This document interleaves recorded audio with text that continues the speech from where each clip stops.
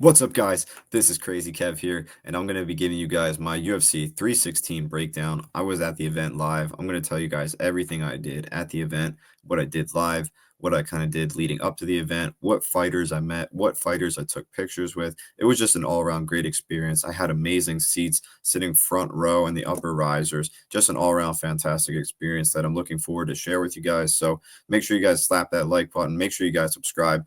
Make sure you guys join the Crazy Kev MMA Mafia because we are growing as we are one of the hottest MMA media out there. So want to make sure you guys join this train while you can because my YouTube channel is just starting and we're only going to get bigger and better. All right, guys, so let's basically get right into it. So Newark, New Jersey, not too far from me. This is an event I try to go to pretty much every time it kind of comes around. I've been to UFC 288. I've been to last year with UFC 302, and now I've been to UFC 316.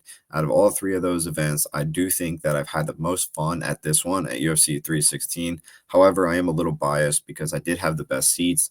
I did meet some of the most fighters in this one, and I just had a better experience because I'm also a bigger content creator now. So I started to have like some actual like fans come up to me and just kind of made my experience all around a little bit more exciting than what I kind of had at 302 and definitely at UFC 288. But fights were awesome as well too. Like I just think UFC 316 had better fights all around. I mean, I think UFC 302 had good fights, but I don't really think there was a ton of finishes off the top of my head, if there was even any finishes, you know what I mean? So yeah, like I said, UFC 316 was definitely a great time. I'm not sure if you guys know this guy. His name is EM Swizzle. It looks like he makes a bunch of like Nintendo Switch style videos. He has 1.7 million subscribers on YouTube. I was actually sitting next to him and his dad the entire time. I had no idea who he was, but since his dad ended up catching the Kevin Holland mouthpiece later in the event, which I'll also talk about later in the video, but yeah, like he DM'd me and was like, hey, like this is the mouthpiece now, it's in a case. I'll make sure I drop a picture of that as well too. Yeah, so basically with that being said, I just will talk about as well too, but it's just kind of crazy that like I just didn't even know I was sitting next to such a cool and big YouTuber just like that out of nowhere. So basically I got to the event on Friday. I got there around like 11 in the morning. Basically my main objective was to get there as early as possible. Since I had the day off, figured I'd just try and get to my hotel, see what I could kind of get into and kind of go from there. My first thing I always try to go to is the UFC meet and greets. I want to kind of see what that's looking like, kind of like to watch them set up. So then I can kind of see where the fighters are going to be. So then I know which fighters are going to be where. So then I can get in line super quick. So then I can make sure I can meet all the fighters as well as also do it kind of quickly. So then, you know, when the second wave kind of comes, I can get into the arena super quick. So I can get in my seats nice, get some good pictures, chill in my seats, and just kind of get everything done out of the way. You know what I mean? So a little bit later in the event, the ceremonial weigh-ins actually were coming around. I ended up meeting up with one of my Twitter followers, Bo Nichols, #1 hater. I actually ended up meeting him in person. Super cool to kind of see what he looked like, hang out with him and his boys for a little bit at the weigh-ins. I actually sat with him as well. Super great time. Like I said, super cool guy. And if you don't already follow him, make sure you guys do because he is just a chill guy all around. So when I was also at this event, I also ended up going early so then I could go to the fan Q&A where Amanda Nunes and Corey Sandhagen were actually there answering questions. Now, the funny thing about that was where I was sitting, I went to the mics kind of towards the left. And I go up to the security guard to go, hey, I'm going to ask a question. And he's like, no, you can't do it unless you're wearing a VIP pass. But like John Anik and everybody, and even like on the rules, it said it was open mic, and like he was the only guy who was declining people. And like even John Anik made a comment like, "Man, this is a short fucking line" or something like that. And it was like, dude, like they're not letting us. Like John, like I would love to ask a question, but they're not even letting us, bro. So finally, I just was like, "F it, I'm gonna get up, go to the Crazy other Kev side here. like I My did." question's for And Corey yeah, the other Sandhagen. side let me through, Corey, no after problem. I ended watching up the fight asking with Corey Sandhagen Marab a and question. Umar, I'll just make sure I curious drop the clip what right the here. holes were in kind of in Marab's game and what advice you would kind of give to Sugar Show going into the fight tomorrow. Yeah, I mean, Sean, he needs to win like the whole fight. He can't just count on having a couple big moments in each round to win the fight because Marab's going to be able to take him down again. Um, also, O'Malley, you know, he didn't do the greatest getting up, which I'm sure he'll probably do a better job this fight, hopefully. And yeah, those are kind of like the two big things.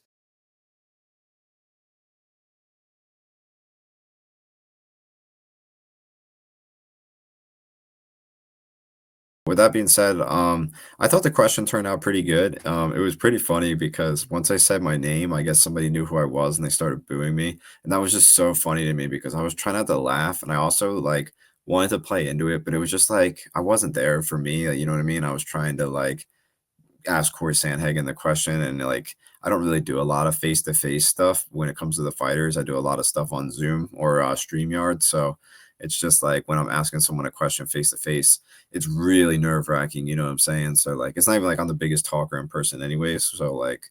Yeah, like when I'm in person, some guys boo me. I'm trying so hard not to laugh because I wanted to play into it, but at the same time, it's just like I had such a good question for Corey Sandhagen. I don't want you to ruin it. Now, I will say that I did want to ask Amanda Nunes a question. I was going to ask Amanda Nunes if she thought Kayla Harrison was on steroids, only because I think they train together.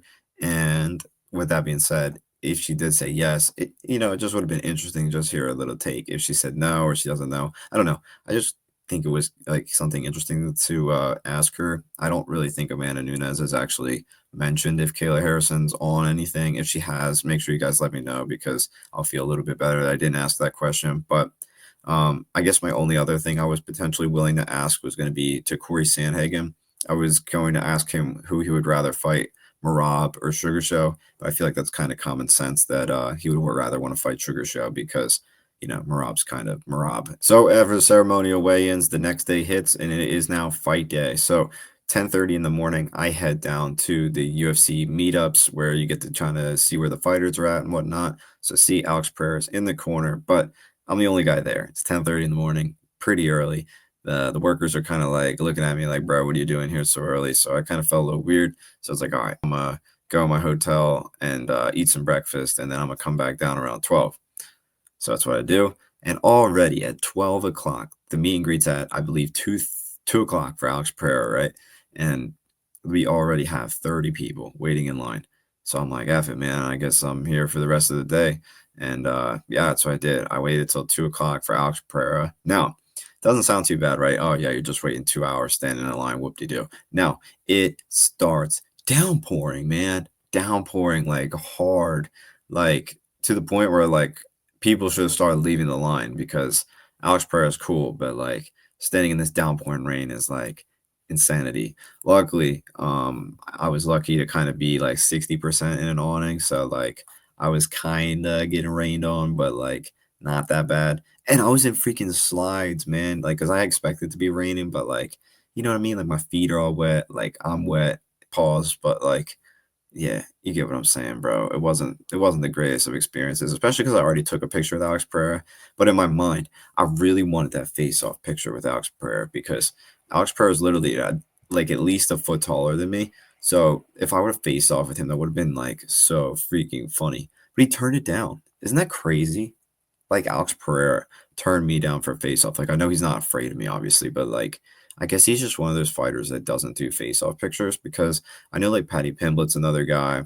I don't know any other guys off the top of my head, but I don't know what that is. I'd love to ask Paddy Pimblett or just somebody why they don't want to take a face off picture. But yeah, I guess Alex Pereira wasn't feeling it. I wish he was. It would have been so freaking funny, that's for sure. So the meet and greets this year, in my opinion, were really stacked. I feel like this was the best one I've ever seen. I mean, I've only been to 302 in this year's, so I definitely think this one top 302 by a lot. It had Brandon Moreno, who I met, Chris Weidman, Alex Pereira in the first wave of that. Now, the only thing that was unfortunate was Alex Pereira, Chris Weidman, and Brandon Moreno. I don't know what happened. Like, they didn't even say anything, which kind of blows. And if they did, I didn't hear it. So if anyone was at the event and they heard why anyone was late, definitely let me know because I don't know what happened.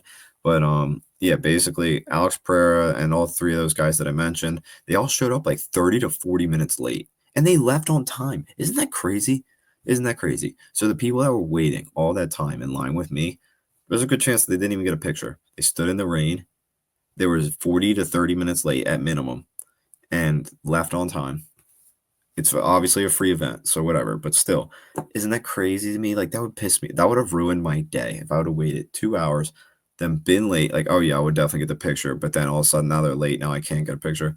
Man, I would have been furious. So mad. So happy that didn't happen. But with that being said, since so many people like couldn't meet Alex Pereira, they started leaving the Alex Pereira line and started going to Justin Gaethje's line and started like cherry picking Justin Gaethje's line.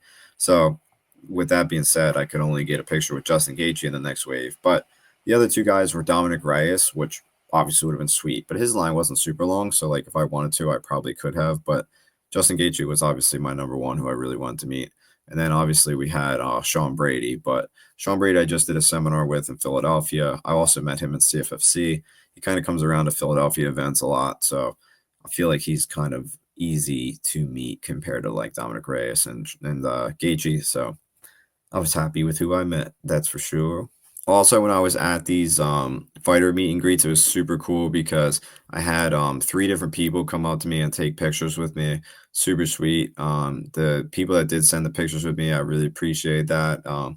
Means more than you think, guys. Like I said, I'm just a guy on Twitter, and the fact that you guys are want to take pictures with me, the fact that you want to support me, just means a lot. You know what I mean? I understand why people wouldn't like me. I understand why people do like me. So the fact that people do actually want to take a picture of me is pretty freaking cool to me. So I definitely respect that and appreciate that more than you guys would realize. So again, to those people that came out to me, dab me up, so Crazy Kev, people that took pictures of me, man, I appreciate that a lot, my guys. So moving along to the fights here. With the fights, I was in the upper risers. I was in the upper risers. I was in section 9, row 1. So insane seats. I was right there kind of by everyone. Like Mike Tyson walked by me. Got a picture with freaking Super Bowl champion Kenny Pickett. That honestly made my weekend. I love Kenny Pickett. Such a freaking cool experience to meet that guy. I really hope Kenny Pickett, if you're watching this, man, I love you, man. I hope you follow me on Instagram because you're the GOAT. Super Bowl champ, baby. Let's go. And yeah, man, I met Kenny Pickett. Donald Trump was right there. I could have got a picture with Nina, but she was talking and there was like people in my row. I didn't want to make him get up. So I could like be like, hey Nina, can I get a picture? But she was right there.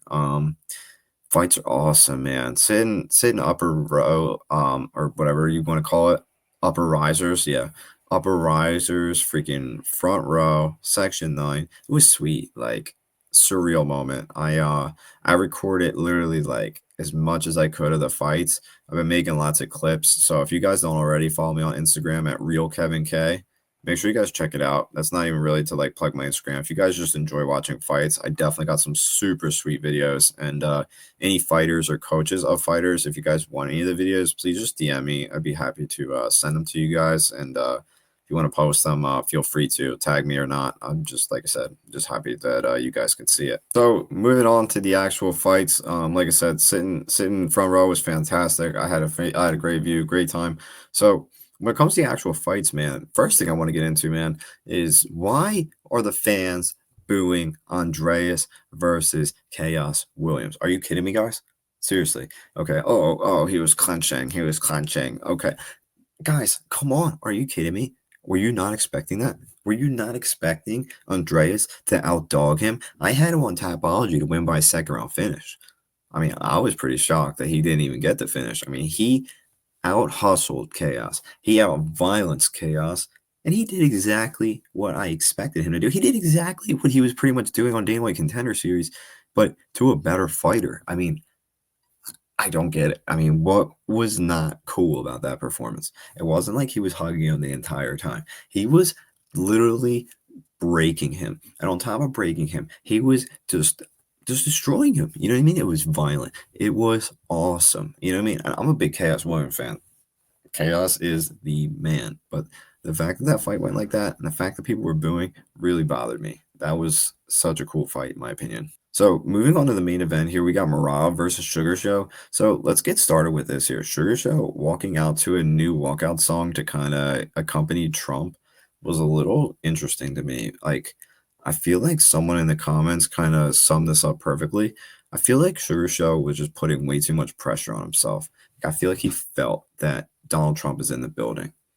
He knows that if he loses this fight, he's not going to be fighting for the title for a while. He knows that if he loses this fight, a lot of his aura, his stock, his everything is gone. And I get it. That's just a lot of pressure for anybody to have to deal with. But he's not having fun anymore. You know what I mean? Like, that's all he's worried about is that belt, that belt, that belt. But somebody said it perfectly in my comments on Twitter. That's not going to get you the belt is stress. You know what I mean? You got to have fun when you're training. You got to enjoy learning. You can't be so worried about the negatives, can't worry about the comments. And now this is easier said than done. I can't go on Twitter without reading the negative comments and getting annoyed by them. And I can't even imagine how frustrating it can be. It was a guy that has as many followers as Sean O'Malley and how much publicity he does and how much hate he gets.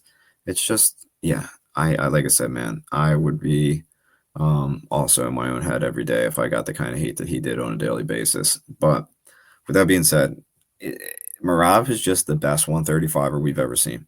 There's no more debate. I don't think beating Sean O'Malley just like sealed the deal, but I think it's just kind of like at this point, who's going to beat Merab? He's very impressive.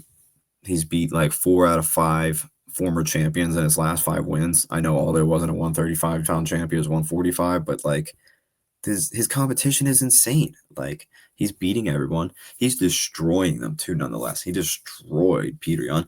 Henry Cejudo destroyed Clowned. You know what I mean? Like he's just whooping them.